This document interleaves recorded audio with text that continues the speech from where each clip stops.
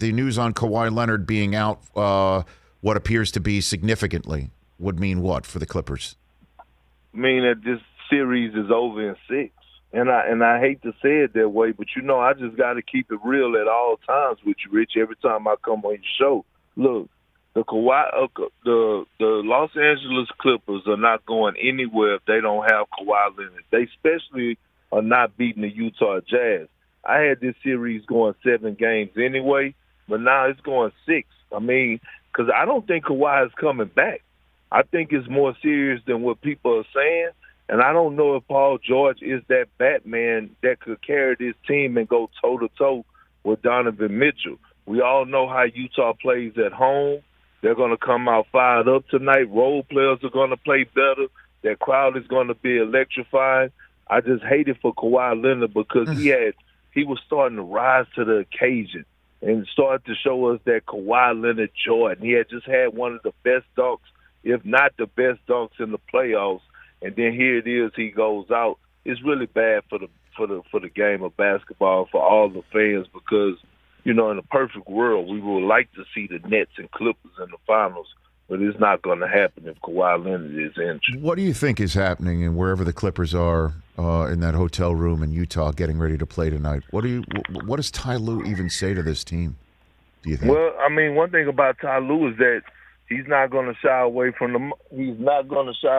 moment. He's a guy that is going to go out there and he's going to coach his tail off. He's going to preach and say, hey, look, next man up. I get it. Paul George, what are you going to do? He's going to call out Reggie Jackson. He's going to make the adjustments. He's going to put guys in position to be successful. It's on them whether or not they're going to do it. But he's going to have them prepared mentally. He's going to lead the charge. He's not going to shy away from the moment. He's going to tell guys, hey, look, nobody's going to feel sorry for us. What you going to do? Who's going to step up? He's going to challenge those guys. But even you, a 14-year NBA veteran, Kendrick, and you've been through thick and thin, and you've won one. I mean, you just basically wrapped it up. I mean, you stuck a fork in him, and I think everybody is too. And you could maybe utilize that. But, I mean, the players have it'll be a tough one to believe. It'll be a tough one to buy from the coach, I would think. It would, Rich, but I'm going to give you a scenario, right? Please, go for it. In 2008, 2009, KG got hurt, and we didn't have him for the playoffs. But in our mind, we were saying, hey, forget that. We about to go out here and compete.